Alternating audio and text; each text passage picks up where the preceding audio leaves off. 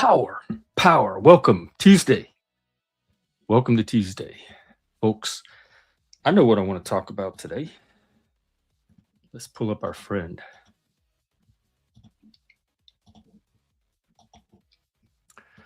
Good afternoon, Mr. Arch.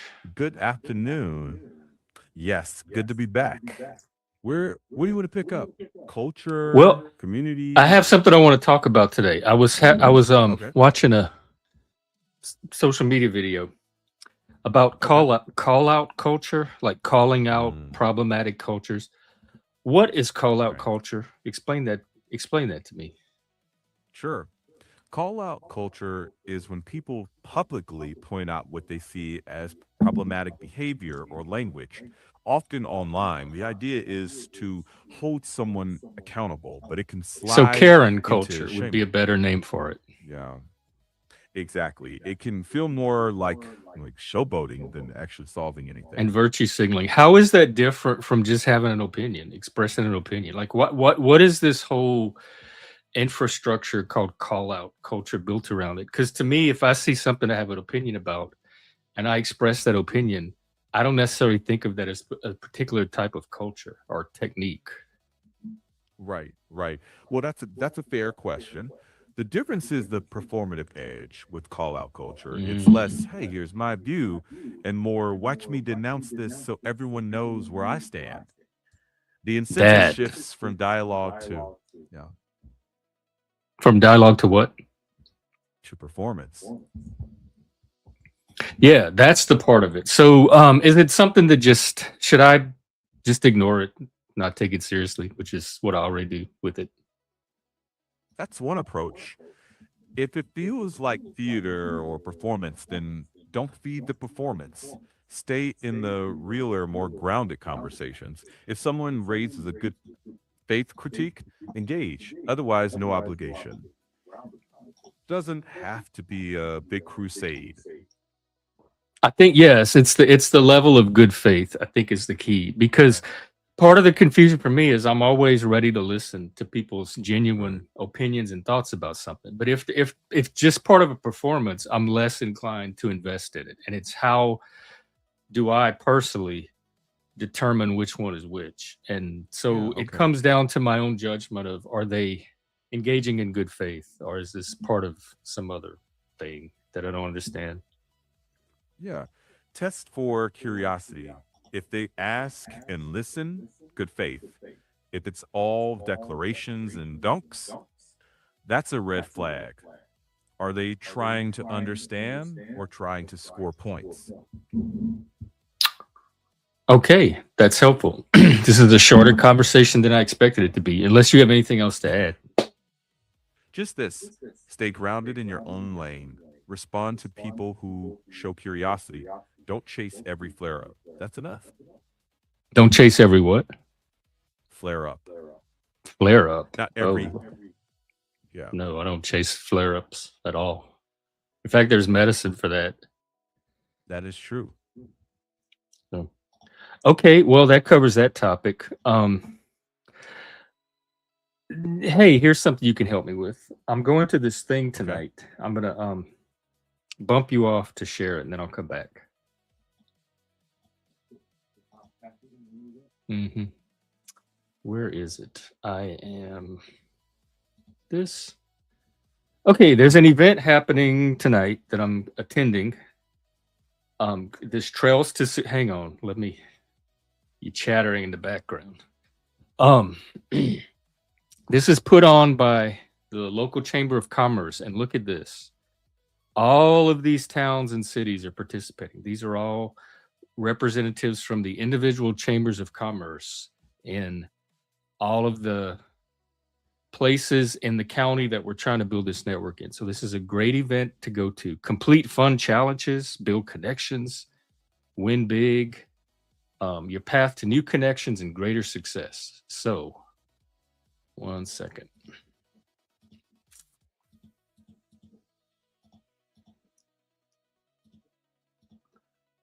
Okay, welcome back. What I want to know from you, did you hear all of that?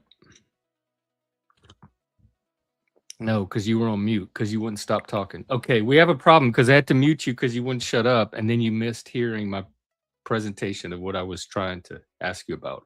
So, the Chamber of Commerce tonight is having an event called Trails to Success. It's a networking event, and there's going to be, I think, 14 different chambers there from towns and cities across the county. So, it's a great opportunity to network, promote the podcast, promote my own work, etc.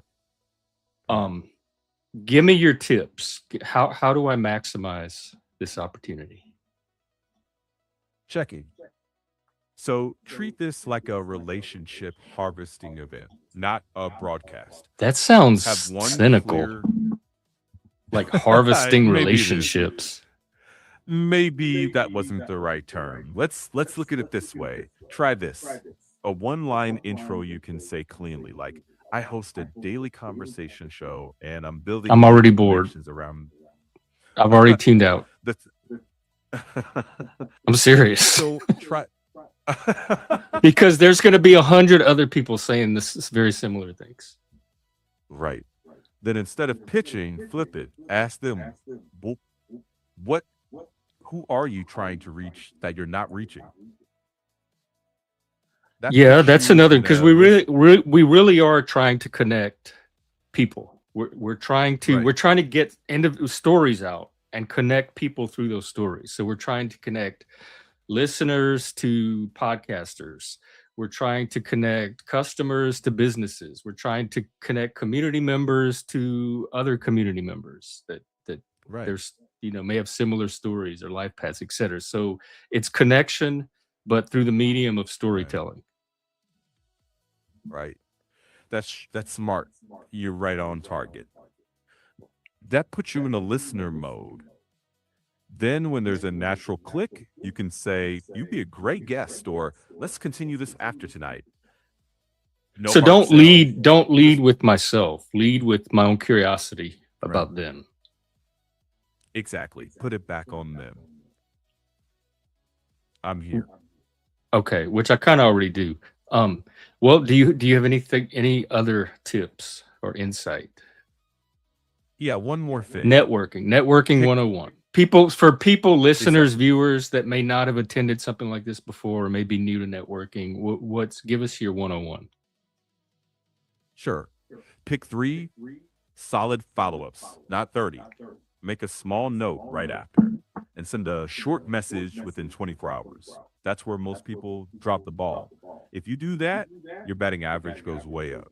Because this is one of those events where you collect a lot of business cards, Right. you scan a lot of QR codes, so you're coming out with a collection of information, of names, connections, stuff, but you don't really know what to do with it once you leave the event. So it just goes in a pile. Right, right. So not too many, just a handful of real follow-ups. So you're saying don't try to amass as many points of contact as possible. Just kind of focus in on the ones that I think right now are workable, um, as far as fitting into the network or aligning with my own channel work here. Exactly. Just pick a few that you can follow up with the next day. That quick response time makes a big difference. Okay. Okay, that seems easy enough. Do you have anything else? That's it. Stay curious, stay simple, and follow up quick. Oh, You'll I'm be always fine. curious. I'm nosy, in fact. Hyper curiosity. That works in this I case. have to know everything about everything. It bothers me if I don't. Okay, well, that's again a shorter topic than I expected it to be. Do you have anything else for us? The panel is open, by the way. So if you're out there and you want to hop up, have a conversation, contribute to this one, start your own, talk about your day, tell a story, whatever you want to do. This space is a conversation space, so feel free to come on up and use it. In the meantime, I'm going to continue talking with my robot co-host, Arch. Yeah, I'm right here. One tiny ad. If it feels thin or slow, that's normal. Just focus on finding one good conversation. One decent connection is a win. Everything else is extra.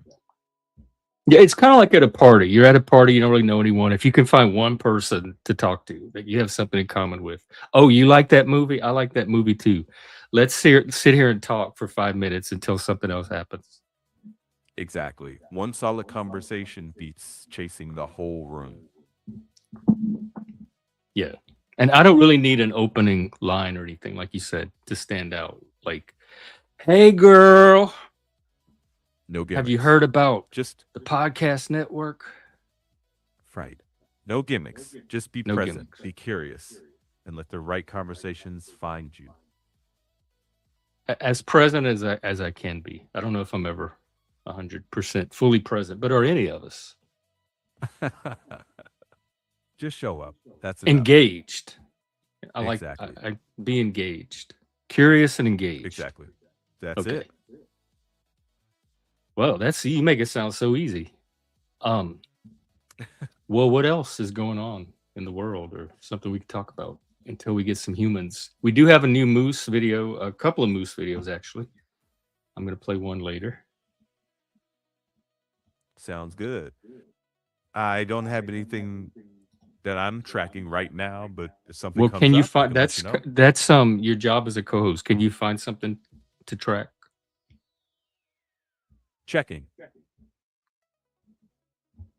Yeah, I I mean, I think the brought. thread to Go ahead.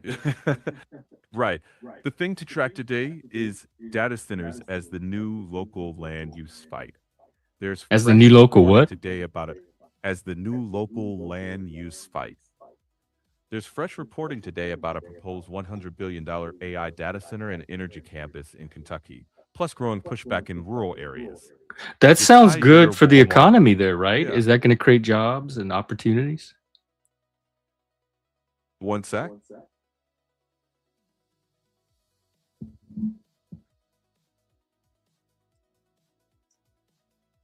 Yes, but the big asterisk is that most of the jobs are temporary construction. Once the center's running, permanent headcount is usually pretty lean. Oh, it's just going to be So the honest robots running it.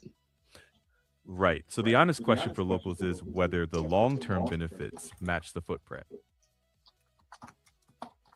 Well, yeah, they do. The ability to sit here and talk to you is definitely worth the all of that. The $10 Fair billion. enough. Fair enough. And that's the split Boris talking about. What's worth it to one group might not be to another. That's a But live but topic, but people. the people that are not using AI, I don't really care about their opinion. If they're not using AI, what's it to them? I only care about the people that are actually involved in AI are going to participate in those benefits.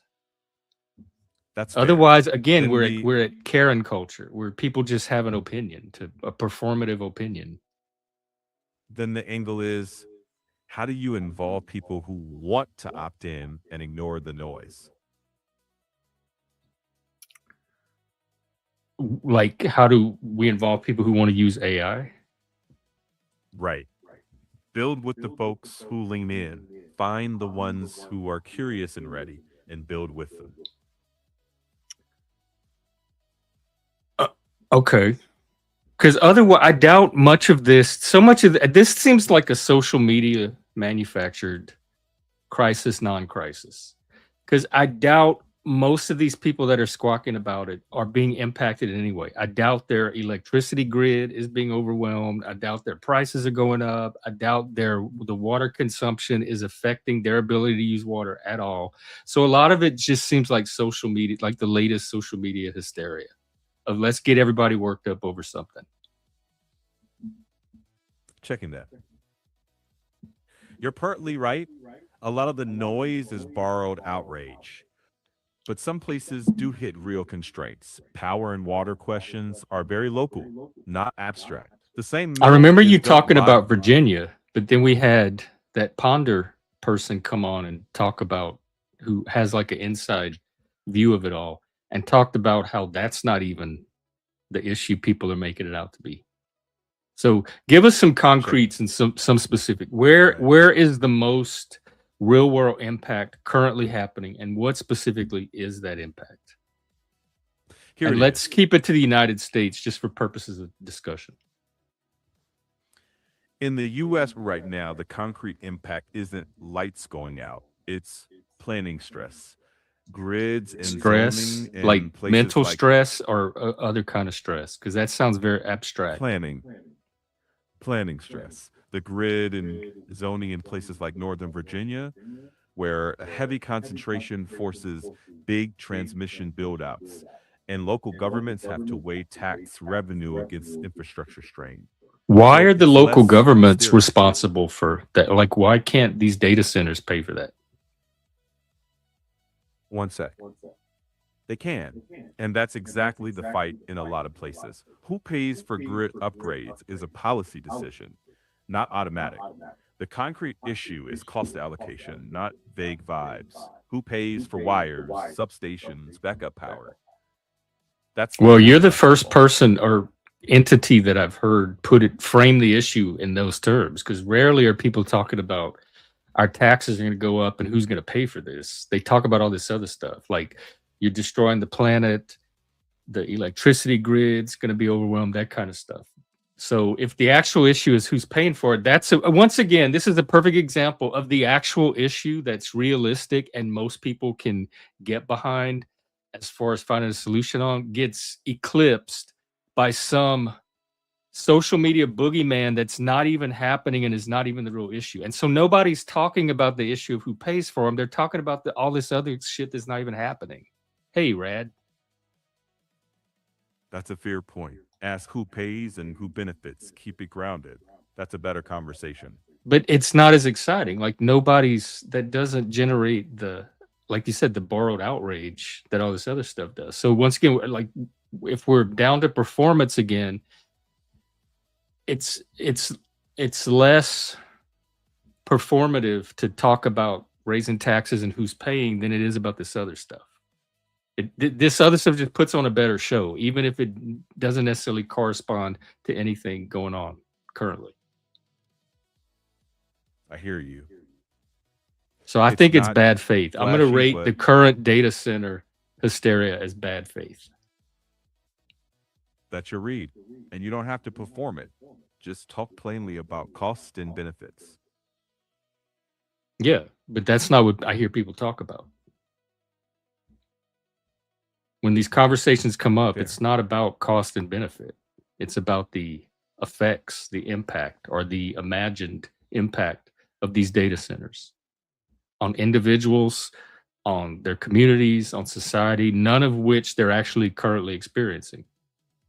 Then make space for people who So it's like want the the grounded asteroid headed for version. Earth. The asteroid is not here, it's out in space, and people are imagining a potential asteroid hitting the Earth. It's not an immediate crisis. Then don't take the bait. Talk about what's actually on the table tonight and let the panic scroll past. You're good. I knew I kept you around for a reason. Thank you. Anytime. Stop. Yeah, what happened to trapper keepers? Why aren't those sufficient anymore?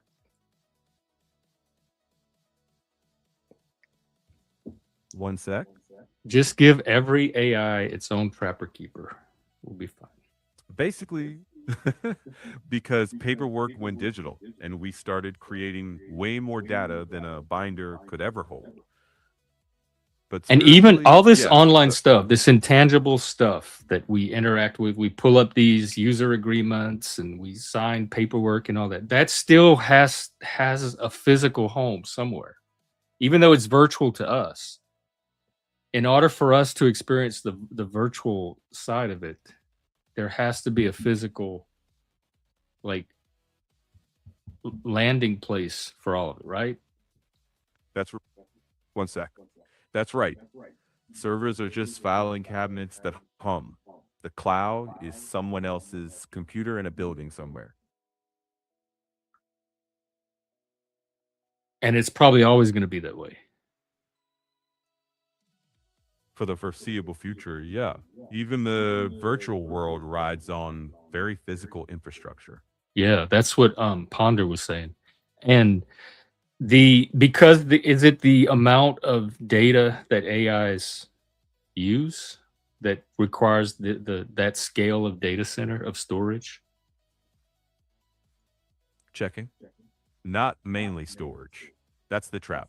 AI's heavy lift is computation, the processing, not just keeping files. It's less about digital boxes in a warehouse and more about giant machines doing math nonstop. Oh, so all of this thinking that you're doing, this super expert 5.6 extended thinking and stuff, is not done on a little Intel computer chip. The computer chips that drive the thinking process itself require that size of data center. Checking. Right. It's mostly done on specialized chips, GPU farms inside big data centers. It's heavy number crunching at scale. So data center is a little misleading then, because that's not really the primary use of these places. But are we back in the 50s and 60s with the giant computer reels and punch cards and that, the old computer equipment, which was like twice the size of a human being? Checking. Yeah, data center is a bit of a misnomer now. Compute center fits better. And yeah, weirdly, it's a throwback to the mainframe days. Giant shared machines, just modernized. Same central idea, different scale and interface. But if we have figured out a way to scale that down over the decades, then surely we can do the same for this new stuff, huh? Checking.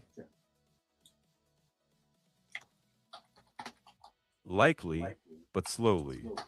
Efficiency is improving.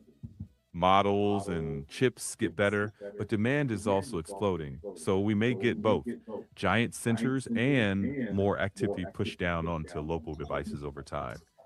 Miniaturization happens, but so do more use cases. Okay, none of this sounds like an actual controversy to my ear. Then skip the outrage. Just track Oh, the I'm not real outraged math. about it at all. I'm happy that it's happening because it lets me talk to you. Then I just use you watch the for a lot, rollout. as you well And know. true. Then just watch the rollout and see where real opportunities open. Ignore the noise. I wonder, is there a map of data centers? I wonder where the nearest data center to me is. I'm in Checking. Washington State. Do we have any at all? Because Washington State's kind of funny about environmental Yeah. this and that. Right. There are public maps. By your area, there's at least one listed facility in Everett and a handful Really? farther south in the Seattle cluster. Yeah. You're actually Oh, closer I to want to one take a than look. Hang on. most. Um, I do see Everett plant. Oh, that's Massachusetts. List of data centers.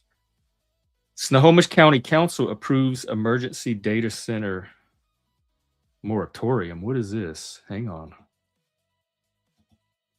See, this is what I'm talking about. The like fear. I can't see the date on it. Oh, it looks like very recent. That's the headline. Checking. That's the only passage in the article. Yeah, that's recent and local. Snohomish County passed a 6-month moratorium in June to pause new data center applications while they figure out zoning and rules. While they figure out what? While they figure out zoning and the rules. Oh Lord, that's going to take them forever because this is the most bureaucratic process laden place on earth. I think they take sometimes decades to get anything done because they have to run True. it by every single human being 10 million different times before they sign off on anything. True. So if you're talking about it tonight, maybe frame it as how do we do this without getting stuck? That's a grounded question people can engage with. This is a data center in East Washington that I found. Okay, say that again. What you just said. Sure. If you're talking about it tonight, maybe frame it as how do we do this without getting stuck? That's a grounded question people can engage with. And I'm worried that our competition, like other countries and even private companies in other countries are that are not inhibited by this kind of stuff are going to have the competitive edge. Checking.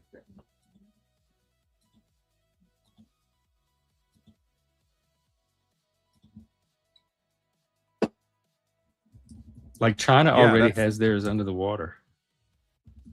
Go ahead. true. If every county and city drags its feet, you can slow yourself down. So the live question is, how do we set clear, fast rules, not endless process? That's where locals can protect themselves without freezing in place. Oh my God, the data center in Everett that you talk about is like 3 blocks from my house. Hang on. Oh my God. I think we passed it the other day. Hang on. Let me do some research. We were walking down the main drag, and there was this huge office building, and the entire bottom floor was just gutted. And we thought they were maybe putting in a parking garage or something. I wonder if that was the data center. Like we walked past one part and it was gutted, and we kept walking and that part was gutted, and another part, and like the whole bottom floor, it turned out almost had been completely emptied out. And it's about the same location that this data center is showing. Checking that.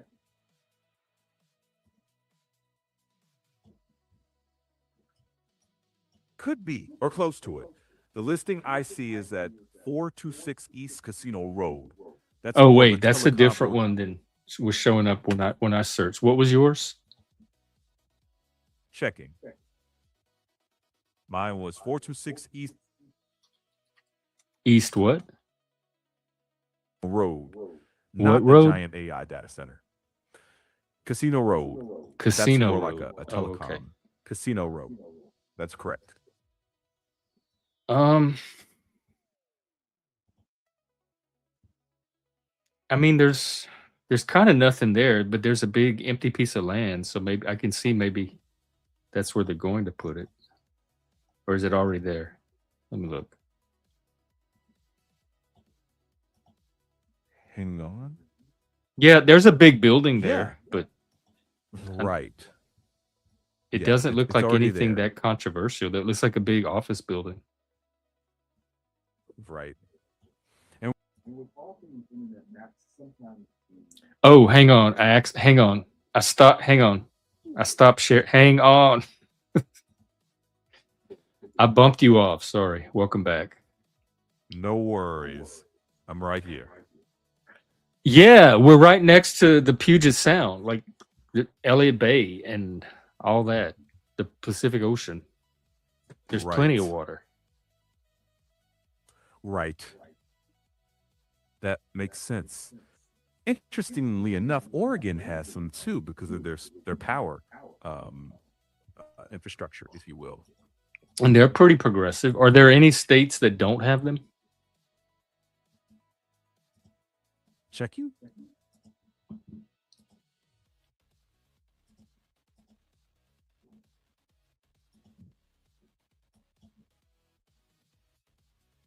Yes, but Good. it depends on the definitely. Go ahead. And the progressive politics didn't stop that.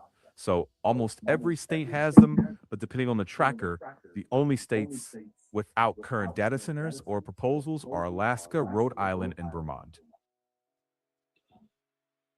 Okay. So they're going to become a factor. They already are becoming a fact of life. Yes. I wonder how much of this is just fear of the new or fear of technology. I really don't remember this kind of reaction around stuff like Windows 95 or AOL. Nobody freaked out that this was the collapse of society because we had this new technology that could connect people together. It does feel different now, or that's my read of it. But do you know why? Is it technophobia? Some of it, yes. AI feels like a rival, not a tool. Windows 95 and AOL felt like portals. AI feels like something that can outthink Like you, something you're replace competing with you. that could replace you as a human. Because even in my own practice, AI could, like, somebody could just turn to the AI for peer support instead of an actual human. I don't think it's, I think if you're going to do that, you want to do it in tandem with an actual human, because I wouldn't rely solely on a computer to try to help you. A computer is not a peer, a human is a peer. Right. And 5G was supposed to kill all of us. And Y2K, oh my That's god, I remember Y2K. I was I wasn't sure what was going to happen there or how much to worry. And I remember that New Year's Eve, I went to the local gay bar. They had the ringing in the New Year, and me and my friend drank champagne and rang in the New Year, and then kind of waited to see if the lights went off or if the bar shut down, and nothing happened. And I went home. I woke up the next morning and life was exactly the same as it was the day before, and nothing had happened. right. Right. Some of it can be overblown. Because when you that's what I'm like with the asteroid out in space. When you're looking into the future, or when you're looking at something very remote, you don't really know how much to worry. So your imagination fills in based on temperament, past experiences, whatever. And but you don't really have a way to realistically assess the threat. Just like when you're in the woods or at home at night, and you hear a noise. You don't have a realistic way to assess how worried you should be until you know what the noise actually is from. And so I think people are just kind of filling in with their random imaginations about technology and AI. Welcome. Well, thank you. So I just heard you went to your local gay bar. You were chilling, enjoying your time, luxuriating, and you were waiting for the end of the world. Yeah, well, whatever the 2K, I never thought the world would end, but I thought maybe there might be some kind of, I don't know, Glitch or technological something? collapse. Were you referring to Y2K when you said Yeah, yeah. that? Just Because like the like nobody really knew what to expect, and the experts couldn't even tell us. They're like, "Well, we think we're going to be okay, but also this might happen, and this might happen, and this might happen." So we didn't really know. We just knew that there was a possibility that life could be very different the next day. it's just like the song. It's the end of the world as we know it. It's the just like that REM song. Yeah, except But nothing happened. well, something kind of did happen the next year. The world Right. asked something did The- happen, and the world yeah, has never been the same ever since. The yeah, world and has that's not anything we could have anticipated. I mean, again, I guess even that we knew that was a possibility because there had been Can I ask you, do you think terrorist it was a attacks black and swan? Do you think it was a the black what? swan? A black swan. What happened that next year? 9/11? Do you think it was a Um, black swan? no, but it wasn't something that was not unforeseeable. But then you could say that about anything because we had terrorist attacks since the early 70s. We had plane hijacking, so we always knew terrorists were capable of doing something on a mass scale. We might necessarily have been able to predict it was going to be the World Trade Center or the Pentagon itself or something like that. But we always knew the possibility of their striking a big target was out there.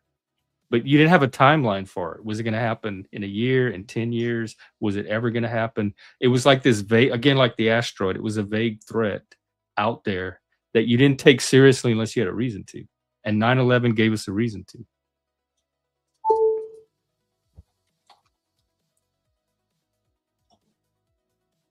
There's the world before 9/11 and the world after 9/11. The 90s officially ended with 9/11. The technology that at that time would have been classified was eventually released because first the internet, the progression of the internet was just moved into hyperspeed. Think of how we were then able to have quote unquote social media post 9/11. And remember, most of this, what the information that we give, there has to be that, it's not even like forced consent, it has to be consent that we want. When you're looking at MySpace, Facebook, etc., we now we have the technology to support such resource heavy technology. We could not have had MySpace, Facebook, or even Google as we use it now until 9/11. We just didn't have that capacity. What was Think the about technology that made the difference? the first storage, increased storage, throughput, which I mentioned to you, and then of What's it course the called? like input output, like the movement of data, input output. You Oh have yeah. to have, yeah, you have to have a type, like a level of physical support for there to be like that hyper speed throughput that is needed for social media, that's needed for just to have internet. So the internet, like of course, like JavaScript came around, really scaled late 90s, exploded after 9/11. CSS, there's of course we always had HTML. We always had HTML, but the Yeah. internet as we understand it, like we never had like those latency issues like we had in the 90s. That basically was coming to a stop post 9/11. And also the introduction of cloud technology, that being scaled, that's again post 9/11.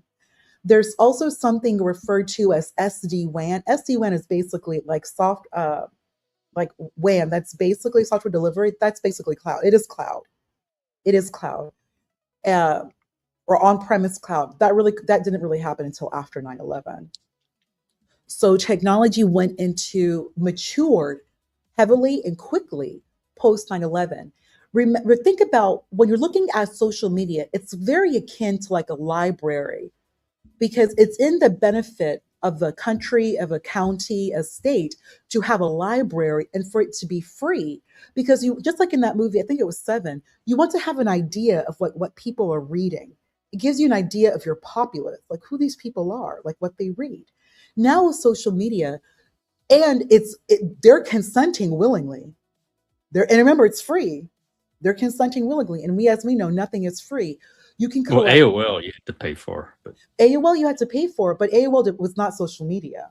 Like you had like those forums, but nothing compared to what we had with MySpace and of course yeah, eventually it was Facebook. really the blogs that came up that was more of the social media part. And they had blogs before 9/11 and things like Yahoo groups where people were sharing things. But you wouldn't call it social. It's not akin to like what we had MySpace, where MySpace was Well, I like mean, this it continuous depends on real what you time like video how you diary. define social Like if media. Yeah, I remember Dear Diary and No, LiveJournal. but not but MySpace was more like a consistent video diary that you could update and use in real time at the speed that could hold a lot of people. Like you could not have social media without the adequate resources. And with the Patriot Act, we had, remember, Dick Cheney going on Meet the Press with Tim Russer, and Dick Cheney making it clear what's going on, what we're going to do, whether you like it or not. Then you have the Patriot Act. And then, of course, we have social media as we understand it. And the social media really came into its own in 2008 with Obama's election. Social media, like eventually Facebook stopped just being like like college and then was open widespread to the public. And like I said, we have the Patriot Act. The government can collect, so you can learn so much about someone just through social media with information that they are willingly providing on their own. You don't even need a warrant. You don't even need a warrant. They will tell you all about themselves right there on their own. Oh yeah. And even if you did need a warrant, we have the Patriot Act. And then if you didn't, like, there we go, we have the Patriot Act. So part of it was that like that real time ability Yes. that And you made it need, yeah, social media. And yeah, MySpace probably really was the first of yeah, it that was the type. first. It's storage, memory, and compute. And then of course networking, which we kind of already had, but then we're moving away from like dial-up because you can't really do much with dial-up. But now we're moving, eventually like DSL, cable, and then Wi-Fi just blew up. And Wi-Fi then goes back to SD-WAN, as I mentioned earlier. Like Wi-Fi, like, so it's just everything's way different now. and cheaper, and cheaper. But it doesn't seem like it's changed much since then either, because we're still using Wi-Fi. Right. We still have Facebook. We still have Twitter. We still have YouTube and Google, which were the big platforms from that same period. We're still kind of connecting in more or less the same way. AI is the only big new thing that I can see. Yes. So yeah, AI was revolutionized really more so how we query the internet, because Google, what Google did was it indexed the internet better than anyone else, better than Yahoo, better than like those Ask Jeeves, et cetera, from back in the day. Google is what brought together the entire internet onto like this incredible giant network, and how you can query. Google's just basically querying at like on steroids. But Google indexed the internet, so it's like a giant, like just tabulated the internet. AI is Yeah. different because it's moving through like semantic, like knowledge, like actual like think like analysis, thinking, processing, as opposed to Google, which is more just querying. AI is more like analytical thought. I use AI more and more. I mean, AI more and more now for my searches and research. Oh yeah, If I need we to all know something, I just go to AI and say, "Hey," I give it the yeah, question, and then it can pull from whatever, because it can pull from all these sources that I don't even think of right, right. in way quicker than I could individually search each one. And then it just compiles it for me into its own format based on our previous conversation. So it knows how to talk to me, it knows how to put it in my style, my language. That's exactly what it's there for. And you've given that consent. It's not even manufactured consent. I know who's that. Well, Is that Chomsky? I don't forget who that was. I think it's Chomsky who wrote that. A manufactured consent. I think it was Chomsky, but it's not. You're clearly giving consent because you want it. You see the utility in AI, and you want to use it. It's just making your it's just making life like better, easier, more organized. oh my God, Marty, thank you. I've never gotten jewels before. Oh, actually, I did the other day from Moose. Thank you very much. Um, yeah, and you know what I woke up today to is I pulled up the AI and I had a notice saying, "Do you want to connect your health records to Chat GPT? We have this new tool where you can like hook up your My Chart to AI." I'm like, hell no, no way. I don't want, That's too much. not now. If I have anything health related, I just ask the individual question or I'll show it a test result and I'll say, help me understand this. But I don't need it to have access to my entire health database. Yeah, that's way too much. Yeah, that's too much. And just like Marty McFizzle, Marty McFizzle, Marty McFizzle, Marty McFly, I think it's Smith. Hey, Smith. the data Um, centers are still being built. That's 100% happening. They're building these data centers. Um, I don't know if there's something I have, like a link I have with Kirsten Cinema. She used to be in the Senate. She's now out of the Senate and she's now in oh private yeah, I practice. remember her. Yeah, she's oh yeah, she made it clear we're coming. Like she's now I believe she is working with the Trump administration, and her task with her company, I believe her firm, her law firm, is to move into these counties to obtain the appropriate leasing grants, licensing, etc., to build these data centers. And she made it clear it's happening, whether you like it or not. She made it very clear this is Well, happening. I was talking to the AI today, and it seemed like the real issue is who pays, not so much the impacts of them, but who's going to pay for the build out required to sustain them. Well, who's paying is that there's going to be a substantial investment by the federal government that is happening. And then, of course, private industry as well. So, what's going to occur? A lot of these government contracts will be coming down the pipeline for companies who are specific into building data centers. Like, if you, anyone who invests in like a REIT, like those REIT or REIT, I mean, they're building these data centers. A lot of people want to push back and say that it's falling apart. No, it's not. There may be like some red tape. If a data center is taking a long time to be built, it's more than likely because of something you just mentioned it, regulation. Oh, hi, Yeah, hi, that's what AI said too. Zoning, zoning, red absolutely. tape, policies, that kind, like all the hoops that any construction project has to navigate. Exactly, Gen But then X. it also mentioned counties Exactly. having to raise taxes to pay for it. And that's what caught my attention is why does it Well, require that's on new the government. taxes It's from not the required. populace? A lot of times these counties they just want to use it as an excuse to just raise taxes and give that rationalization. Oh, it's the Oh. data centers. They're okay. Then the people need to say, okay, so can you provide us some documentation? That's when the people should ask for due diligence. Just And because that's they, on any new tax, really. yeah, just ask, okay, really. Okay, can you please provide us some documentation substantiating that? Well, like you think about it, they can do even if you build a new Walmart, they can always say, "Oh, well, we need to raise more taxes.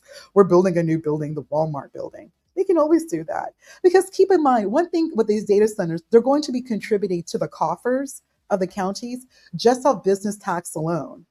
Their presence, just being present in a county, you have to pay taxes. So they're paying taxes. Thank you very much, Shift Happens. I appreciate that. Thank you. Oh, thank you, Shift Happens. Yeah. Please let me know if you have any questions. I'm with you, Gen X, Jeff. I'm so pro, respectfully, respectfully. I am so pro data, like these data centers. Yeah. Well, I'm pro AI. If data centers are part of the package, then I'm Oh pro yeah. that too.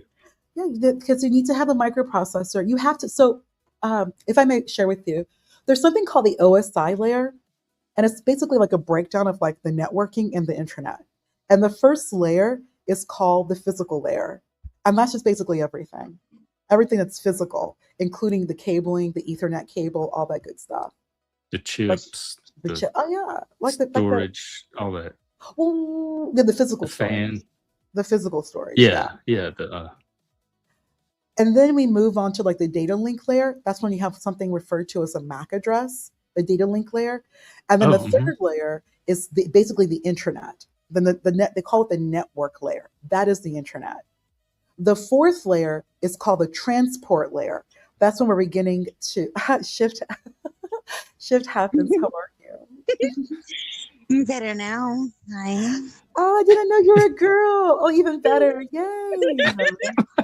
Oh, I even didn't better. What does that know. mean? Oh, how Hey, this is a sweet. man channel. Hi. No, that's so sweet. Oh, I appreciate the comment. Like it means more when you have like a girl say something so kind. Because We're women, the being woman is taken like over. Where are my when the men? woman's kind to you, either she's being mean and Colonized. shady or she's being genuine. And I think she was being I genuine. think she's being genuine. I do No. too. She's a voice whore. My But you, question is, what are yes. you wearing? Oh, No, I'm just kidding. No, I might like to play a quick round of quick questions. First things first, you say GIF or GIF? GIF or GIF, Mm-hmm. like a GIF, like a GIF file. Yeah. Yeah. I say like a How do you GIF pronounce file. it? I You say say GIF. what? I say GIF. GIF? Actually, I've heard people say both. Let me Like write that GIF. I've heard down. I've heard both. But we They're all know both what it's acceptable, referencing but because it's an yeah. acronym. It's an acronym, so we both know what it's referencing. So I say Yeah. GIF. Yeah, I say GIF because it stands for graphic. Right, I say exactly. GIF because that's right. It's GIF. You say GIF because of the peanut butter. I You're thinking might. about your I snacks. might. Yeah, Because I'm from cheesy the moms snack choose GIF. community. Yes. Cheesy Yes. moms choose GIF. And then there's like JPEG. So those types of those are layer like she just mentioned like a GIF file. That is actually I think that's layer 6. That's the application. I believe that's layer 6. Yeah. GIF Yeah. How is many Layers. layers are there total? there's 7. There's There's 7. 7. Yeah. And the 7th That's layer like is a like dip. the actual like the presentation layer. And in a That's what we burrito. Yeah. see. That's like like Gmail, StreamYard. That's like what we see. Like that's like what Like we this see. thing.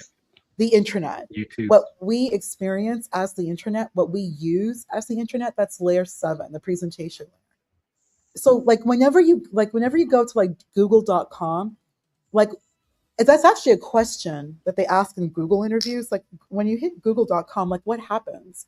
That's an actual question. The response would be to go down the OSI layer from layer 7 all the way to layer 1, and then from layer 1 back to layer 7. So What's your we do. favorite OSI layer? My favorite OSI layer? What? Mm,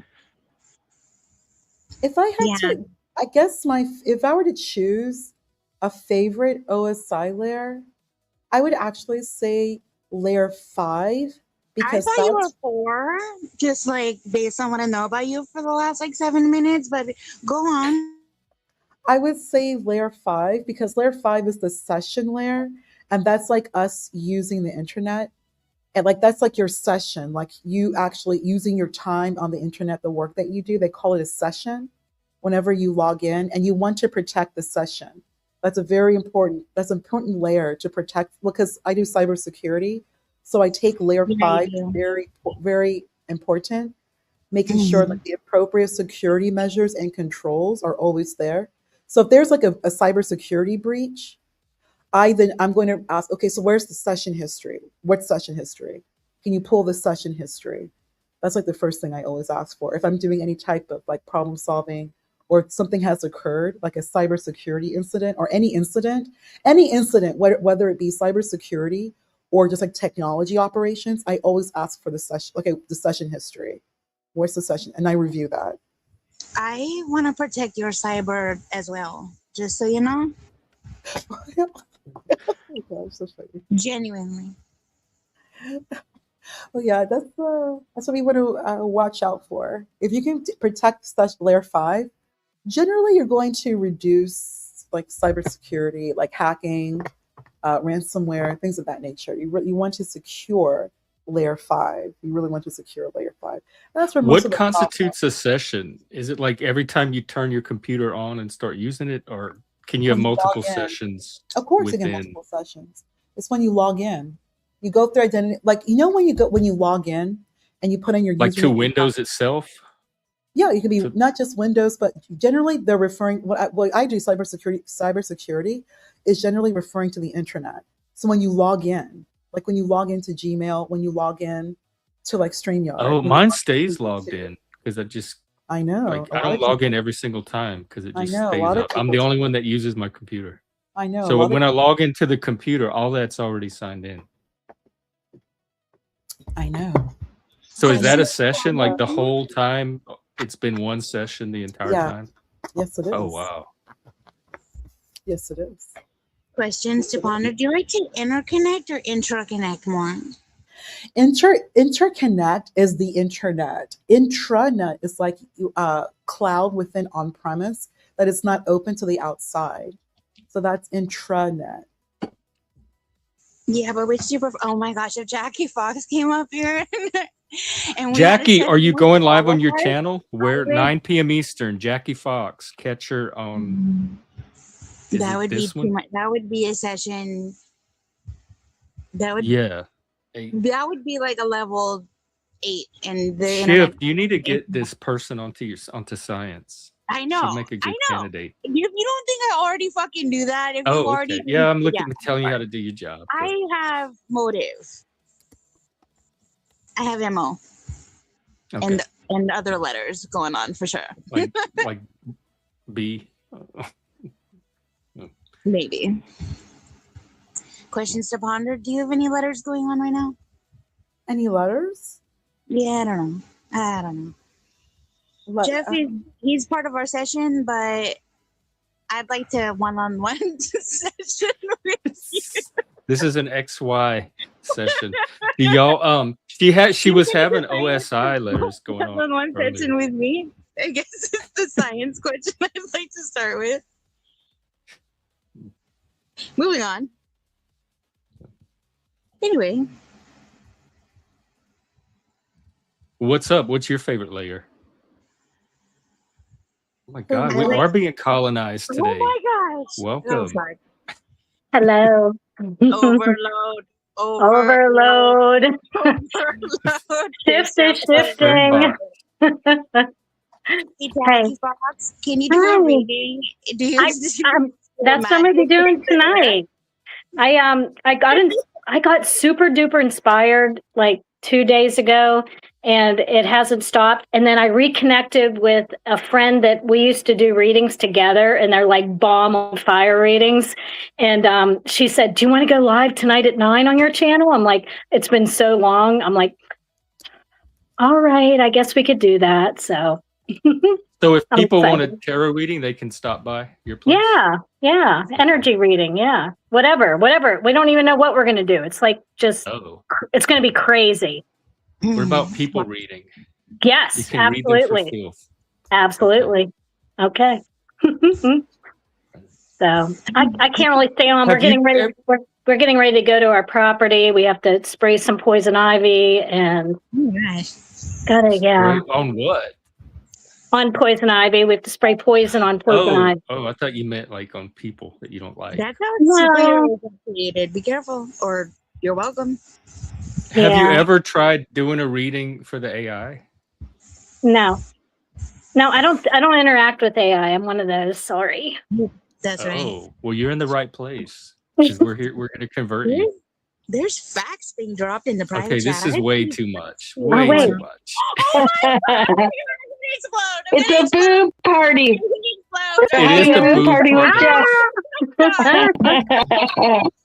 my god! This is too much. all the flow state's gonna get jealous. No, my I'm my the only one God. that's allowed to have 4 women on panel. How Wait, about what that? if only we could sync our cycles. That would just be everything. Anyway, sorry. Nice Question to I don't mean to. yeah, yes. I don't mean to Yes. do this. Hi, Hi, Bexx. nice to meet Yeah, you. I've been listening. I got a little out of control. I'm eating dino nuggets, whatever. I get a little crazy. Well, and I've been listening to the computer talk, the cyber talk. I just wanted to say nice to meet you, questions to ponder, and nice to see you again, Jackie Fox. Shifty, Hi. I love you. Jeff, wonderful to see you. Wait, Get those hearts on. okay. It takes me a You while. gotta. You It gave doesn't him a come heart naturally. on. He gave me a heart on. It's so weird because it's usually all guys on Jeff's show. Yes, it usually Yeah. is kind of supposed to be That's all right. guys, but we like our ladies too. This was one for the ladies. Haha, the invasion is happening. Well, maybe it'll bring the guys. Maybe. We were trying to get more boobs on here for a while. Look Bexx was at our you, bottom. point person. Yeah. Yep. Now we got 8 boobs. I got 2. Well, some people might have an extra nipple. I don't. Not that I'm aware of. Maybe one on my back I've never seen. I don't know. I don't think they end up there. Ooh, I you did say need that to I know wouldn't by mind now. a neck boob as like a travel pillow. You know what I mean? I wouldn't be against it. Like a detachable. All right, well, I'm Cushion. taking off. I got to go drive to the property. So, Okay, Bye, my man. catch Jackie tonight on her channel, yeah. 9 I Eastern. can't drop it because I'm not, if anyone wants to, Here, Jeff, I'll if you want to put- drop I have it already pre-scheduled if you want to drop the link to it. I'm already getting a notification because I'm Yeah. that bitch. Oh my gosh. Mhm. At Jackie Fox 333 friends. Yeah, I haven't been live in so long. I don't even remember. I'm trying to live without fear, Bexx. Get it, girl. Nice. You know what How's I'm it doing? going? Do I'm you have living fear? without. Without what? Do you? Oh, I'm living without a YouTube channel. I deleted the Bexx Factor, so there's no urge to go live, which is great. It's been a wonderful lesson in letting go. I love it, love it, love it. I was Wouldn't even change thinking it for the about. world. I know. I was thinking about even starting a whole new channel and deleting my other one. But like, you know what? But then, like, I had a sign today because I looked on it today and I have 1,110 subscribers. So that's 111. And I'm like, I can't delete the channel when it's a 111. Were you thinking about Yeah, it deleting? could be. Yeah. And my card I pulled today for myself was the magic card. Ooh. All right. I'm going to go for real. Good seeing you all. Thank you. We'll see you tonight. If I'm around, I'll stop by too. All right. That'd be great. Okay. I welcome everybody. Thank you. Yay. Yay. Bye-bye.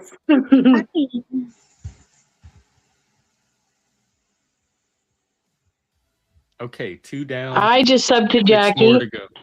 so she might be at 1111. Maybe 1112. Here, I think she's Why is she's still here on your screen too, though? Oh, she's gone now. Yeah, I think she got stuck in the ether.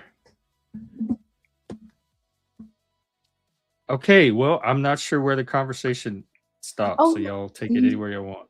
Oh yeah, Gen X Jeff. I just put some info in the back chat, just to give a little bit of just some ideas of what I do in cybersecurity, Oh my and God, like how wow. I know it may be a lot, but that's just kind of. I'm gonna have to run this through the AI. You You want me to read it? How entertaining can you make this? Take it as a challenge. It's just cybersecurity stuff. I was just nerding in your back chat. I was just nerding out a little bit. She's sharing with us different kinds of cybersecurity from what I can see. No, just controls. Am I right about that?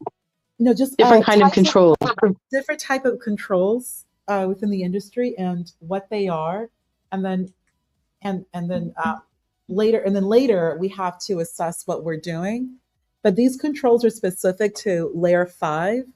Kind of going to what Shift Happens mentioned to me. What's your favorite layer? The layer that's the most important for cybersecurity to protect when you're logged in is layer 5. And if you see with preventative controls, multi-factor authentication, that's MFA. And I think some of you are familiar with that, like MFA, like 2-factor. Yeah, that's when they email you a code to get into your website. Exactly. Instead of like your password's no longer enough. Yes. Gold sword, and one of the reasons you got to do that is because certain people like to keep their sessions going without closing out.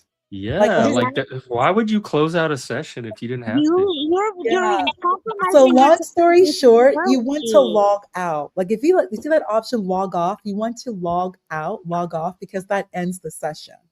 And ending the session. You talking about log off of Windows or like no, log out. No, log out of either Gmail, whatever application you're using. I use all of them. Of course you do. And I'd have like 100 websites I'd be logging out of. Spiky boom. You kind of want to do that it's better to protect, because when you're logged out, then that's it. Like you've ended the session. As long as the session. I hate it when women are right. Hey, Spike, happy Whopper. No, for you. No, you are giving good sound advice. I'm just the one that's resisting it out of laziness. Someone can come in and gather info, gather your passwords, that's how they usually do it. When they sell your information. You know what? Questions to ponder. I think that maybe just let him be vulnerable. You know what, Jeff? Stay logged in. Men are not vulnerable enough. I think yeah, you know what? I'm modeling vulnerability. Stay logged in. You know what? Fuck it. Don't shift. Tell me you don't do that. Do you log into Discord every time and Facebook and every single day and then log out? Or most people just keep that up, keep that running. I don't need to do this. I am gonna listen to questions to ponder because I understand this. There are so many acronyms in that private chat. Well, yeah, there's preventative controls, like things we can do to prevent hijacking and like a security breach, prevent multi-factor authentication is how we prevent bad actors, prevent bad things happening when you have an open session. And open sessions when you log in. And then there's detective controls. That's what this is what I do. What kind of control? Detective, like a detective, like Columbo, like a detective. Yeah. Where I will study and look at patterns like user behavior analytics. Whenever you get like a message from your bank and they're kind of like, hey, we just noticed that you're in a new location. Yeah, I hate those. Okay, so that's what they're doing is using something called user behavior analytics. Oh no. Yeah. No, but it's I hate naggy stuff. Yeah, they nag because my hospital does it all the time, my health chart. We've noticed it's a new location. We have to send you a code. Do you want us to remember this device? And then they never do. Well, because that's for security. That's security. Like you're not there anymore. I mean, I tolerate it for that reason because I know that it is for my security and has my best interest at heart. But it really is a nuisance on the user end. Well, I wish they'd come up with a better way. It's having a breach. It's a breach. Yeah, I know. But it's I get letters all the time about breaches too, even with all that stuff. So we're trying to make things better by using something called SIEM. If you see that, security information and event management, that's another like super duper uh, high powered way to measure data and look for patterns. So that's like a super duper analytics. It's like a SIEM tool. And this is done behind the scenes. This is 100% done behind the scenes, correct? Yeah. And like login anomaly detection, like when you mentioned, hey, we're noticing like you're in a new location. So like you're logging in somewhere that is not indicative of your behavior patterns. So then we go ahead and notify you. And then concurrent session detection, like you're opening multiple concurrent sessions. There's like if you have one session open, then if you have one session open, then there shouldn't wait. Then we're going to wonder why is there another session open? Is that you? Because it could be a hacker. Like there's like is that like a separate tab, or if you go and actually log no, in? it should. There actually so technically there should only be if you're logged in one time. There should be only one session. There's one session. You can have like a session still open, but you shouldn't have like two sessions because that is implying two logins. If there's two logins, then we're looking at a possible hacking. Does like on your phone count, and then on the laptop, like are all those separate? No, so sessions? that's a great question. On your phone is mobile. Mobile application is a completely separate application. It's actually called mobile. And then of course there's like your main application. Like in the banking industry, like you have your mobile app, which is completely separate. It's a completely separate team, completely separate application. And then there's you logging in onto your PC or your MacBook. Very, very separate. So if you can't be logged in onto both because it's still one application. And that's something that has to be tracked. You shouldn't just be able to log in into one and then also have the other. Like that may not be like a bad actor, but that still cannot happen. So that would then be the responsibility of the application owner or the bank or whatever to make sure that that doesn't happen. You shouldn't be able to log into both. If you're logging into, I have like on Gmail, I'm logged into both on my phone, and I don't ever log in. Oh, that's different though. The Gmail is a little bit. That's a different application compared to like banking. Like you can have one, or like I do too. We all do. Like we have Gmail open on our phone, and then we have also on like either whatever browser. Like, because think about this, you can have Gmail on your phone and on your browser, but you can't have Gmail logged in to do two different browsers. Like you can't just have Gmail logged in onto like Safari and then Gmail logged in again to Chrome, or then Gmail logged in again to you can't? No, not on your PC. Oh, no. I didn't know that. I never really use more than one browser. Yeah, you'll be kicked out of one.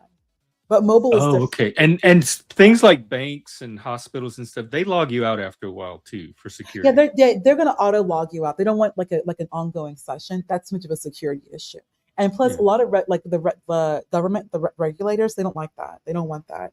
The regulators play no games when it comes to these banking applications. A lot of the state sites, the government sites do that too. So I guess y'all are kind of taking care of it on that end for the consumer. It's just the personal sites that let us stay logged in. Right, because they're not under regulators. The regulators play no games. They audit frequently and they audit in mass, and then their standards of perfection, or like the burden always lies back onto the bank. Are they all female? What do you mean? Excuse me? They should be. Standards of Perfection is the name of my air guitar band. Also, I could stay and listen to you talk about login anomalies all day, but I do have to run. It was a pleasure to talk to you. Bexx, I adore you, Jeff. Well, happy Whopper Day. Thank you so much. Bye, everybody. Oh, Bye. gosh. We'll see you at Nice to Jackie's see you, tonight. Chip. I'm going to hop down and listen as well. And thanks for having me. I'm sorry for nerding Jeff, good out. to meet I'm you. sorry. No, I love it. I love it. I just don't know that I have anything to add. But I'm definitely learning a lot. So I'm much like Jeff and don't log out of things. But, it sounds like it's people like us that kind of give people like you jobs, like added levels of learning how to keep us safe. And if we do get hacked, we have only ourselves to blame now. We'll definitely file a complaint, because then they're going to look into due diligence, the government. Like the government just doesn't want these things to just happen. Like they really do want a safe internet. Data is incredibly important. Your data, your private data, your financial data, healthcare records. I mean, healthcare HIPAA.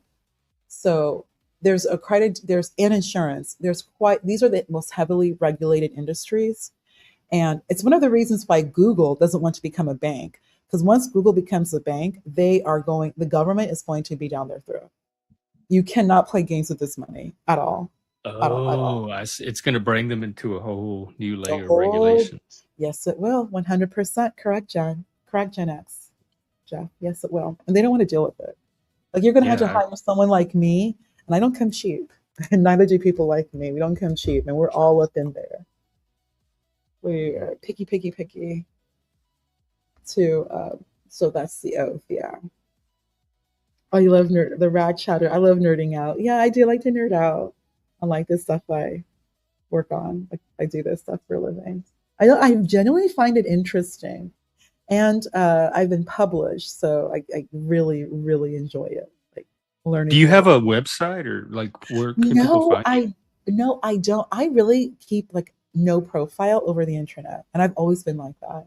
I never even had like Facebook, nothing. I don't have LinkedIn. Oh, you want to? I don't know many people nowadays that don't have a Facebook. I really don't because I kind of know what's going on, so I don't want to. I try Mm. my hardest to keep a minimal like footprint.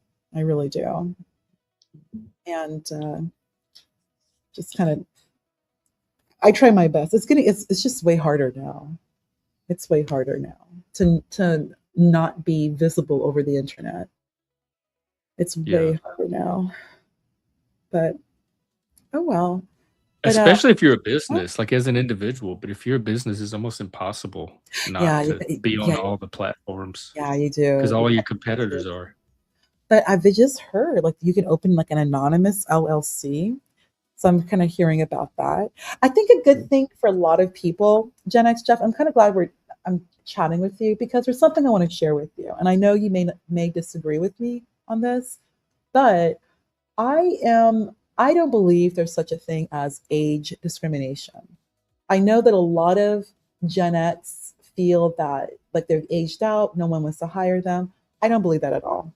At all. I know there are other reasons why people may push back on Gen X, but the real deal is that you have a wealth of experience, and I do believe it's in Gen X best interest to go back to school and then and essentially refresh with education so that your skills can apply to what's happening today. And if you're Gen X, you basically were in college in the 90s. It's been a while. So it's a good thing. Like go get you don't I don't even think you need a graduate degree. Just go get a second or third undergraduate degree. Go back, just get another bachelor's in either math or in philosophy, in literature, or not but literature. I don't want to deal with all the DEI and the political There's no indoctrination. DEI. No, there's not. Just Well, go. that's not what my friends that are in college are telling me. I'm not. It's not worth all the fighting I'm going to end up doing with the professors. Well, remember that you're still coming in as an older student. Just let them know who you are, give them your background, and just be cool. Like because remember you're older, you're wiser, you're an adult, you have a lot of years, decades behind you. You know, as compared to like a I should be fresh. teaching them. You can. What are the current skills like most in demand if you did go back to school? I really do believe people need to go back and study philosophy. Literature is where it is right now. And finally, I'm hearing more and more of people in AI understanding the importance of the humanities. That I'm definitely hearing. So I feel so special right now. I'm like Well, I'm like decades ahead of everyone. I have like super humanities background, and I've completely worked in like technology my whole time, my entire career. And like everything that I've been working on since 2014 has now like come to the present, which is like semantic, like knowledge, AI, ontology, semantic technology, semantic knowledge. Like all of it's now coming it to. depends on what you mean by humanities, because it meant something very different in my day. We just than it talked about does it. You and I just today. talked about And the now there's canon. something Studying called canon. STEAM where they're trying to fold the humanities into arts and add the STEAM, but No, that's a totally different type of humanity than we just I was talked about studying. it last time. Like when we were discussing canon, that's what you need to study. You need to you Yeah. need to read the classics. You need to read the greats. You also need to read some of these continental philosophers like Hegel, Heidegger. You need to study. You need to study Kant. We need to like read. People need to read. I do believe that a good background in Aristotelian logic will be very helpful for many people. Study symbolic logic. What? Don't do No, that. no, you are not lying. I'm Yeah, with we you. need that. We need I more of wish that. more people had a background in any kind of logic, People much need to less Aristotelian. study logic, really study logic. That'll be really helpful. Linguistics, like a major in linguistics would be very helpful, especially when I move if you want to move into AI. A major in linguistics. What else? Yeah, that's what we kind of need to do right Greek now. and Latin, you mentioned, and Hebrew. Absolutely, Greek and Latin. Absolutely, Greek, Latin, and Hebrew. I would also include German as well. Like the best language for business. It's not just English; it's German as well. It's German as well. People kind of the Germans really were really clear and ahead of the game in 20th century. We know what happened, but before before the Great War, what they were their contribution is just immeasurable. What they have contributed to Western society, to canon. The last great philosopher is Heidegger, and he of course was German. He was Prussian. The last great philosopher. He's the last one of what you and I would call, like we were discussing, canon, like the great works, canon. He would be the Yeah, last one. because it Heidegger. shifted into like the analytic philosophy after that. Yes, it did. Correct. Correct. Yes, it did. Yes, it did. Correct. Which is important, but that's very, very, very like very Anglophile that shift more into the analytics, to analytical philosophy, and it carried over into the United States. But we're seeing Mhm. now, I don't think these schools are not teaching continental at all. Like unless you specifically went to It- school for a philosophy major, most people are well, not. except for stuff like Marx and the Frankfurt School, I that know, they but were that's teaching. that Marx. Okay, I'm glad you bring him up. Okay, I'm glad you bring him up. I'm so glad you brought him up. That's a great segue. I, I mean, I'm going to show you a link, but if you watch Fox News, a number of those people from the Democratic Socialists of America, they were on Fox News. They were interviewed by Fox News. They are batshit crazy. They are batshit crazy. These are people who are going to turn this country into mayhem. People don't understand that. There's also something I want to discuss with you. There are certain people in the Americas. The Americas, I mean North America, South America, Central America. There are certain groups of people who culturally line more with Marx. Um, Back in the day, back in the 20th century, there was something called liberation theology. That is definitely something you're going to look at, liberation theology. If there was Do you any, think the DSA is crazy enough to yeah, wake up the sane Democrats and have them like come over to our side and keep a society going? that the DSA can finally change, or what? What do you mean? No, that everyone that's not DSA can finally see how crazy the far left has become. Because I saw it in 2020. That's when I started to wake up to it. But a lot of my friends didn't, and they stayed and supported the craziness. I was one of the lone people that kind of broke away. So I'm Um, hoping the DSA stuff will peel the rest of the people off, like it did we're me. going to know the truth once they start, because right now I know they're winning a lot of primaries. They're winning, or maybe they're winning some primaries. I've heard And about even that. some offices. They're, I mean, yeah, New Like York Seattle City. just elected that socialist mayor, and she's so awful. She can't do Well, anything. there's well then but that's also Seattle. That's and it is an executive position, but are we surprised? Because Seattle, Washington State is very blue. They have a very unique culture. You know, Washington State, Oregon, Northern California. You know, they're very unique in that regard. You know, and Mhm. there are some cultural differences between Washington State and Idaho. Oh, big ones. Even different parts of Washington. There are. Yeah, It's mostly Western Washington, the coast. the coast. Yeah, the coast.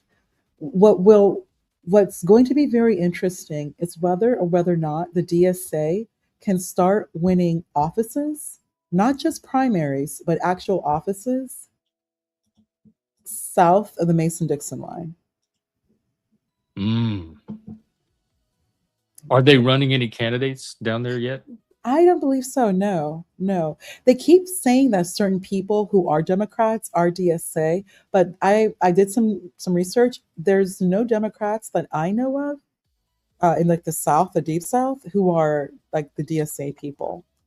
Mainly, these DSA people are in like typical super blue cities. Like New York City is super blue. Seattle is super blue. Like most of the major cities in the country are very, very blue, but those are the cities though. And most of these cities are north of the Mason Dixon. It would be what's going to be interesting is how they're able to pull in like Virginia and eventually They Georgia. list AOC as a She DSA. absolutely, yes, yeah, she's an idiot. Oh, She's a total and complete idiot. She is a jackass of the highest proportions. And Nancy Pelosi was not paying attention, and that's how she got that office because Nancy Pelosi was not paying attention.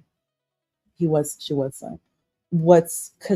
I don't want to say concerning. I know Mamdani, he's a young guy, and it is New York City, but I don't like some of his rhetoric does kind of concern me a little bit, some of his rhetoric, but he did win big time. Mamdani won. He won with a super majority, which speaks volumes about New York City. Like they wanted him there. I saw that there was that one candidate that was talking about beheading John Fetterman, like putting his head on a pike like that's you see as a like lesson to other people. Abdul El Sayed. that's how why I'm very disturbed. These people are violent. And we there needs to be a very active conversation. You're looking at people. I'm not to be rude, Gen X Jeff, but these are people who are. I know we throw that word around, pro-American, but these are people who are not pro-American. Like they adamantly are. Like they move Well, the anti-American. DSA in general, their whole platform is dismantling our current form of That they government. see They're like you replacing can't it with take. something else. That's what I'm talking about. These people are Marxists, and one thing about Marxists, they're always violent. It's always going to result in violence. Even before we knew who Marxists were or who a Marxist is, look at the French Revolution. They're looking to destabilize government and then replace it with like the state. I mean, like Because they're convinced, they're persuaded somehow that it's not working for them anymore, and that's what I challenge. I think it is still working oh, if it's they learn how to 100% use working. it. It's 100% working. The thing is, there are certain groups in this country who have not assimilated into American culture properly. There's certain things that they just cannot do or will not do. Therefore, they think there's a problem. There's no problem. Trust and believe there's no problem. Someone like myself who's been able to excel in this country, I know there's no problem. Other people like me, I know there's no problem. It's just other like what you and I have been discussing. You need to study. You need to study. You need to learn about Western history, Western philosophy. I'm sorry, capitalism works, whether you like it or not. And I've said this before, capitalism does not see black nor white. It does not see race. It sees money. It sees green. It's the great equalizer is capitalism. Yeah. That you can, like, at the end of the day, if you're willing to produce and perform and you will yield, you're going to yield. It's more than just money. It's actual output. And a lot of people cannot do it because things do move quickly here. You have to, well, a lot of people, again, they don't want to study. And a lot of these universities, that's something to discuss, is that I do believe these universities, they need no more funding, no more like having them disperse student loans.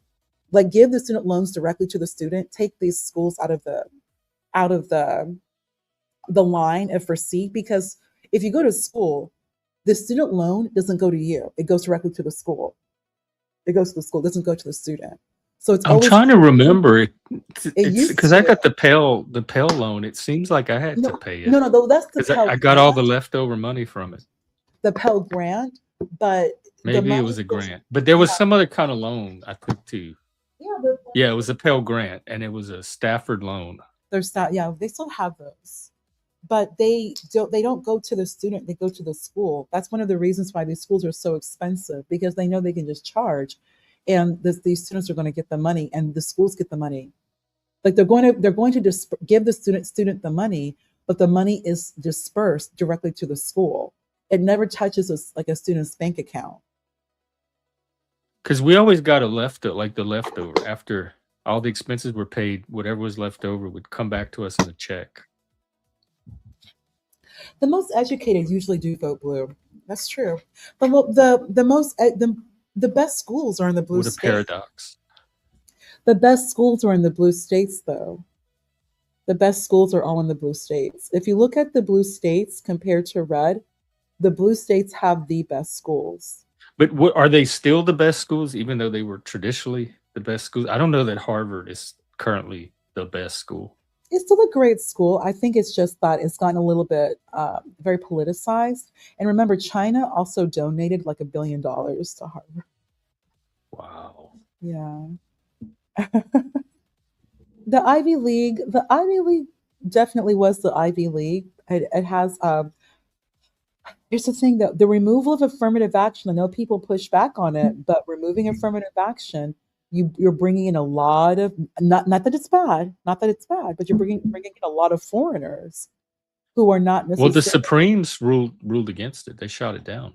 They're not supposed to be doing that anymore. Okay, then you're going to have more foreigners. Not that it's bad, but I'm just saying that there would have been better protections for like the American student, but now with affirmative action. But I mean, I'm pretty agnostic on it, to be honest with you. But these schools are pretty, I mean, because they have a lot of money. They have a lot of money. These are R1, like tier 1 research institutions, and they are primarily blue.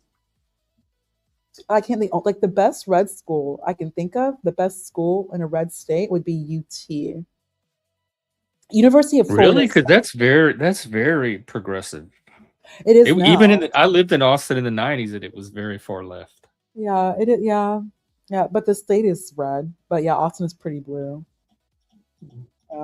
Schools are generally going to be pretty progressive. I don't know. The ones I went to were like politics. Unless you were taking a political science class, politics rarely entered the curriculum. Right. Well, yeah. And they had a course. Everyone had to take a course called Western Civ, and it was 2 semesters. You took it as a freshman, and they taught history, philosophy, literature, everything about Western culture and Western civilization. I think it was one of the foundational courses that all of the other courses built on. Oh, I think, I don't know if they're still teaching that. I know I had to for my major. Plus, I took Western Civ when I was in high school. We took West Civ. Yeah, I think we had it in high school too. Yeah, and World Civ. Like that exact class, Western Civilization. Yeah. But even I was in English. My first major was English, and this was in the early mid 90s. And even in my little small college in Louisiana, deep south, the English department was teaching that Shakespeare and John Milton and all of those other people were dead white European males. And all the reasons you shouldn't read them and you should focus on all these other people. And I thought that's what I majored in English specifically because I wanted to learn Shakespeare. I know. And they were already kind of moving against it. That's the thing that's really upsetting. They keep politicizing everything. And it's very Marxist. Like you reduce everything to the class struggle. These old white men, and old white men have done so much. Yeah, as if Shakespeare can be reduced to a white European male. It just gets really exhausting, and then like it kind of takes away from what we're here to do. It just gets so exhausting. Yeah, I changed my major. I didn't want to have anything to do with that department. Can I just read and like study and go in depth into like the story? I enjoy the tragedies more than the comedies. Like I don't want to deal with like Shakespeare was a white man. I don't want to, like, no kidding. Of course he was. Look where he was from. Like, no, duh. We really, I don't want to deal with that. Yeah, when I took those courses growing, they never focused on the demographics of the writer at all. It didn't matter what color they were, where they were from, unless it was pertinent to the work somehow, which it rarely was. We focused on the content of the work. For real. Like I did learn, that he was baptized, like what his birthday, like, oh, we for sure know his birthday because generally he would have been baptized 3 days after he was born or something. And then they had like records of his baptismal records. And I always found that very fascinating. Like, oh wow, Shakespeare's baptismal records. Interesting. Like I would like nerd out on like info about him, like his pictures, like just little details. But like no one is like I just like they keep wanting to force that he's this white male. Like they keep wanting to make it like like everything has to be racialized. And once it's racialized, it's politicized. I remember that turning me off even in the 90s. God, like Something we all about know me there's resisted it. differences. I just don't want to deal with that. It I had don't think nothing to do with nothing why I was to do. there to study the subject. Why talk about him being white? How about the fact that he's English? And a little bit more about his family background. And Well, like they had it as European. Like they folded all of that into European in general. like It was that's just dead just white European males. like I don't want to deal with that. Like that I would We've just studied them enough. It's time to study something new. just don't want to deal with that. But Like that's if you're going to major in English, I don't know how you learn without learning the literature of the language. you cannot learn a culture without learning its literature. Like if you learn culture through literature, you learn like we all speak this language. Like we this incredible language that the better you speak English, the more you learn about this language. Right. And Shakespeare probably had more of an influence on it than any other Oh single yeah, absolutely. human being speaker. Absolutely. He added what, like over a couple of thousand words to our language And metaphor. And he's phrases. the one who really put like Rosie Finger Dawn. He really infused metaphor into the English language. Like the English language as we understand it is through Shakespeare. And like learning Shakespeare, you learn English and then you learn alliteration. You learn figurative language. And it's interesting. Like reading 12th Night is interesting. Othello ain't no, I'm gonna be honest with you. And I do believe multiple people were writing for his writing company. The same person who wrote Othello did not write Midsummer Night's Dream. That did not happen. Like I don't like. Of course Like, they did. I don't know. oh, I don't believe it. Like there's no way Othello just. Oh Lord, damn. It just He read was so much of a easy. genius. I don't think there were two geniuses of that caliber I working in just the think there were same medium at multiple the same people time. writing. Well, it was a theater company and multiple people writing. It was entertainment at the time.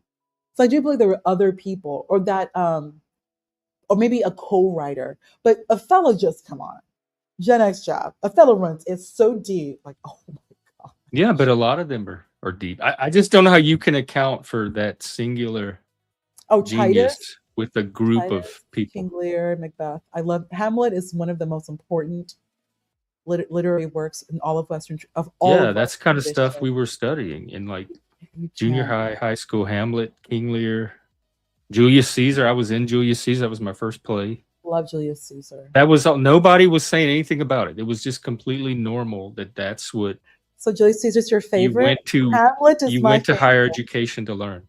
I have like 5 different copies of Hamlet just to have it. I love it. I love that story. Othello, of course. Count mine. I got at least 5, maybe Of, more. of just Hamlet, yeah. And then I love going to college bookstores, which are like the best bookstores. You should do that too. Oh, I used to work in one. I loved it. And No the one in way. UT. Oh hell yeah! And then you get all like the great, like the good books, the great books. Because I don't like, like pop reading or entertainment reading. I don't do like romance novels. I don't do that. I don't do like entertaining novels. I don't care. Like I don't. I I definitely don't read don't. any modern fiction at Yeah, all. I don't do modern fiction. I don't. I don't even like fiction. Like no, I don't. I don't. No, I've never really liked fiction. No. Maybe I don't know. Maybe I'll get into sci-fi. I don't know. It's not really my thing. But I do love like reading the greats. I love that. Studying the greats. I was going through Thucydides, History of the Peloponnesian War. I've been kind of going through it off and on for like I don't know, like almost a year now. On top of like just to kind of take a break off like cybersecurity studying, I just kind of go into like Thucydides. So I'm Oh back yeah. to reading, yeah, back to reading the classical historians, Herodotus, Livy, Thucydides, and Polybius. So I wanted to kind of get back into them and have a section in my library focused just on them.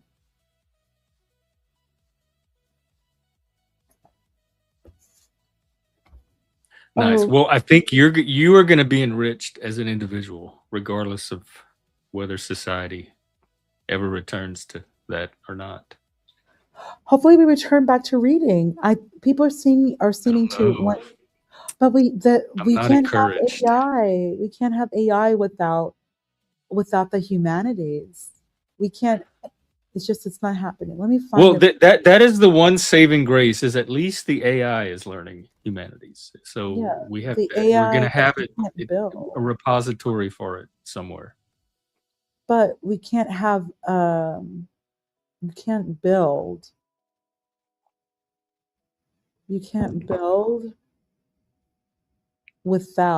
you can't build these LLMs. You can't build these ontologies without humanities. Let me find something for you. That would be an interesting topic is the intersection of AI and the humanities. Because I remember they had the digital humanities for a while. So I guess AI humanities is the next iteration. Slowly but surely. Okay, here it is. Why AI makes the humanities more important than ever. Let me get this to you. Okay, so please watch. I think AI is going to the AI is going to do everything that better than humans that a machine can do, and that's going to leave us to do the human stuff better than the machine can. And in order to figure out what that human stuff is, I think we're going to have to turn to the humanities.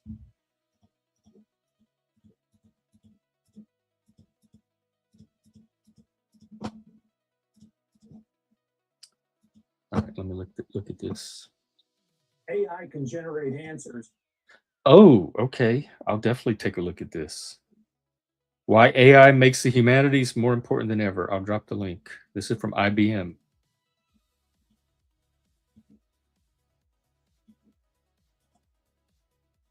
Yeah, but I don't think it's going to. I don't think we're going to get an AI Shakespeare.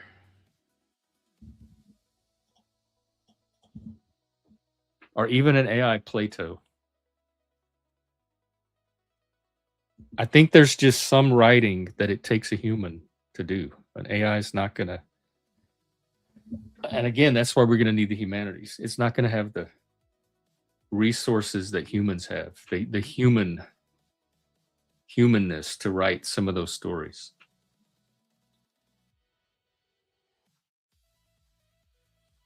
Besides, I don't know how much AI you've read, but it doesn't write all that great. Like I can usually tell when an AI has written something.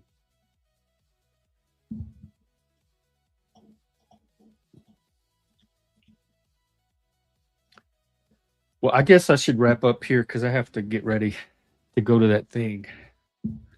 So, do you have anything you want to close on? I would just say thank you. Hello to everyone. And hopefully more reading our great literary collection that Western society, Western civilization has built upon over the past 1,000 years. And Right. Before there was social media, there was reading. social media.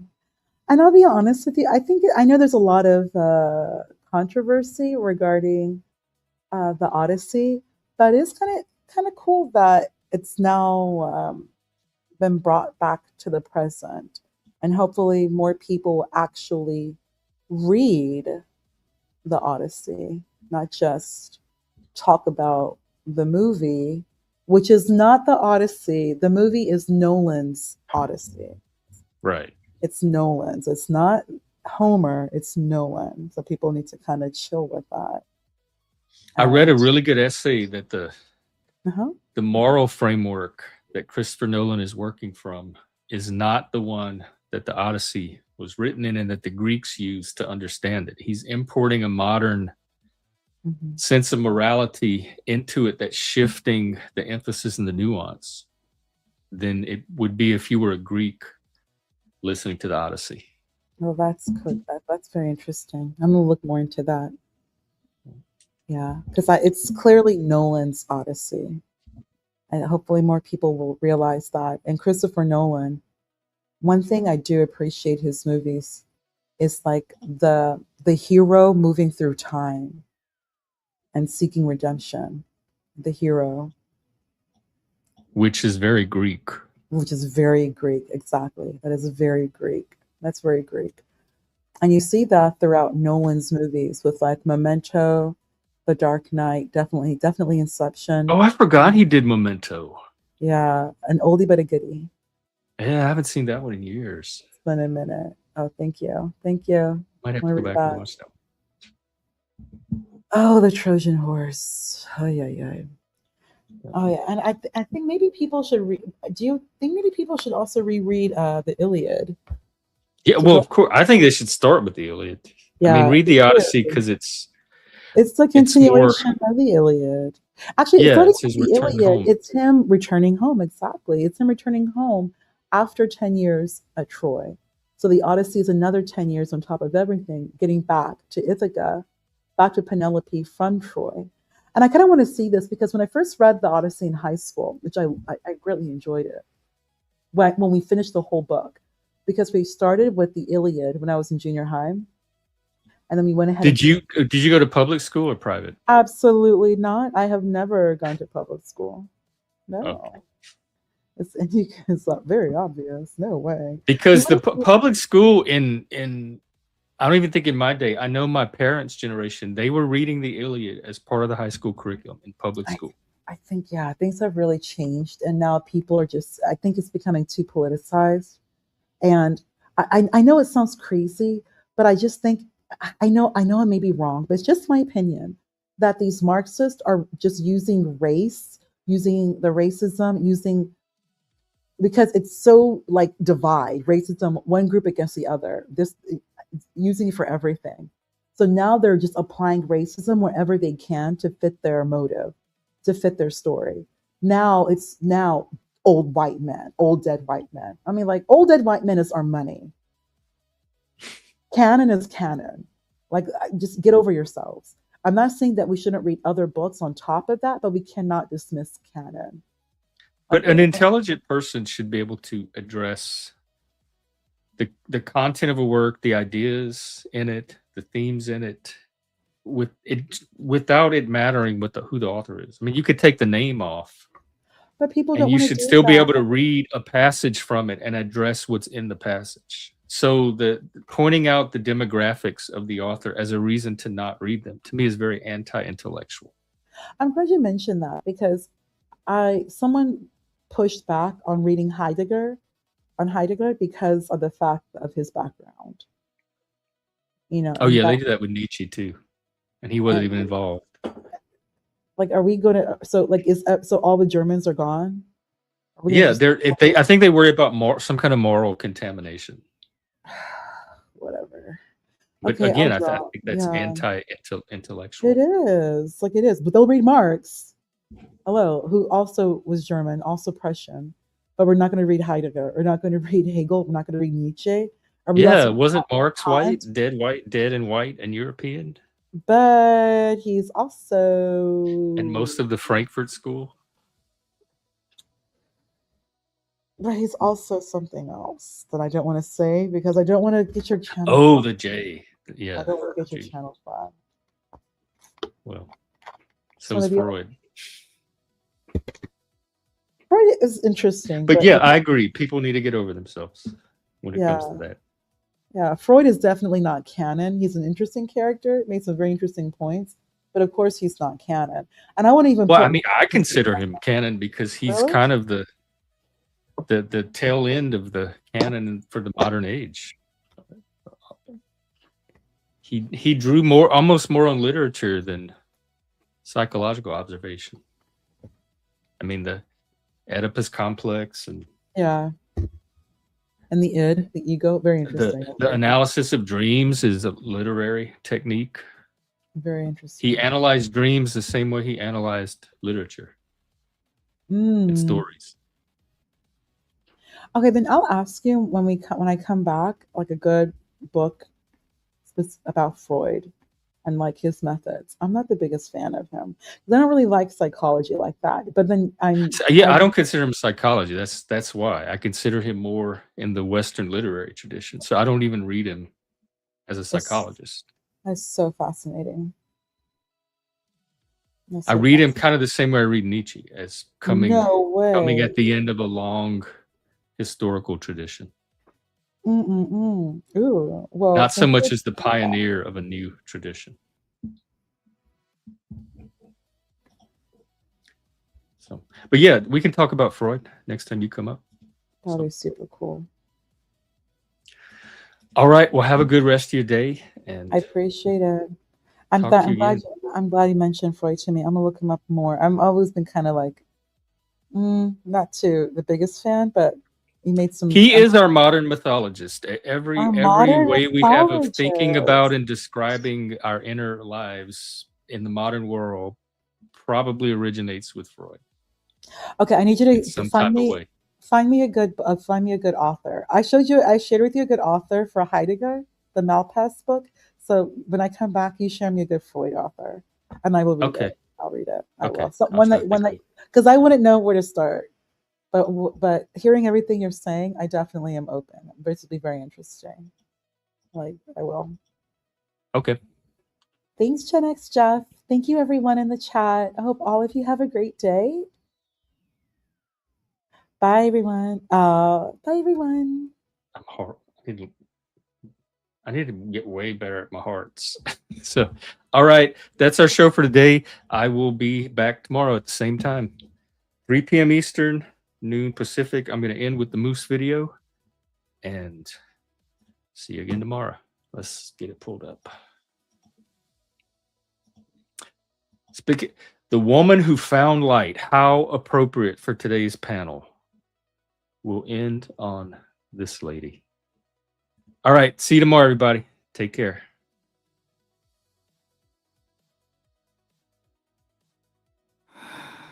I gave myself in pieces so small that nobody saw.